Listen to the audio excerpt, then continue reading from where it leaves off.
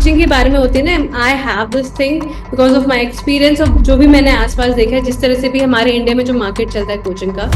कि आप कोचिंग तो चला देते हो, बचपन से कोचिंग शुरू हो जाती है, but somehow with time you understand कि वो कोचिंग उतनी इफेक्टिव नहीं थी, या कहीं ना कहीं आपको ना एक लैग भी दे देती है, लाइक वो आपका टाइम कंज्यूम करती है, आपका मनी कंज्यूम करती है, but it won't give you that much of कि आपको उससे कुछ मिल भी रहा है। ROI तो चलो ठीक है, लेकिन आप जिस एज पे रहते हो, व्हेन यू आर स्टूडेंट, आप 11th-12th की कोचिंग कर रहे हो,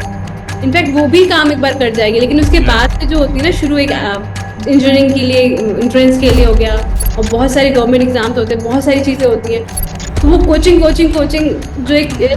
मुझे लगता है ये एक नेगेटिव वर्ड हो गया है। आपका कोर्स है वो अलग चीज़ है, but still it's kind of an education. तो उस पर अगर मैं बोलूँ तो how you have that kind of, कि आपकी जो क्वालिटी है वो एक बच्चे को समझ में बच्चा इन द सेंस आपका जो भी क्लाइंट है उसको समझ में आ जाए, कि उसको ना इस तरह से समझ में आ जाए कि उसकी लाइफ में कहीं ना कहीं वो यूज हो जाए, वो कहाँ तक आप उसको कितना अचीव करते हो, उसका कितना ध्यान रखते हो, क्योंकि when you are done with everything, आपको सर्टिफिकेट मिल गया, बट टाइम ना जब आपको लगता है कि यार उसका कोई मतलब तो हुआ ही, तो कोई फायदा तो हुआ ही नहीं,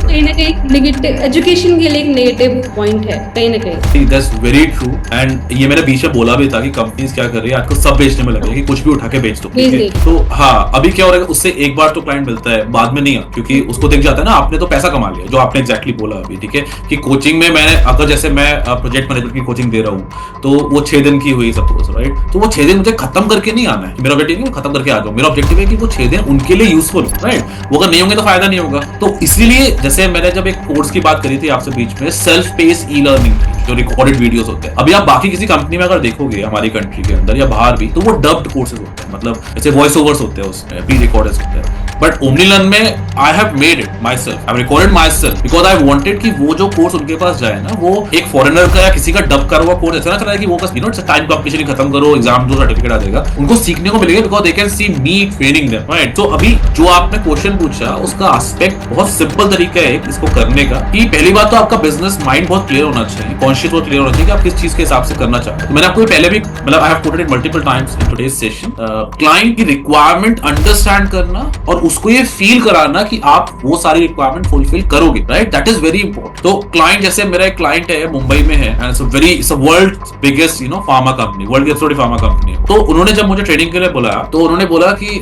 वी वांट कि आप एक दिन की ट्रेनिंग दो केवल स्किल्स पे, और हमारे एम्प्लॉइज को इंप्लीमेंट करने को चाहिए, ऐसा नहीं कि आप मतलब 8 घंटे खत्म करो, पेमेंट हुआ आपका, you can go, that's not something which I want. So when I understood the requirement, sir 1 या 2 आवर्स के अराउंड बैठा था, I have understood their requirements, I gave them pre assessment, I have assessed their employees जो training लेने वाले थे, on the basis of that I have tailored a content, a whole content for them, I have shared it with them prior to training, and I have checked कि वो training जो उन्होंने content मैंने उनको दिया है, उन्होंने रिव्यू करके जब एक्सेप्टेंस दी कि yes, this is what we are facing the problems, and this is what help us in solving it, then I further went and gave them a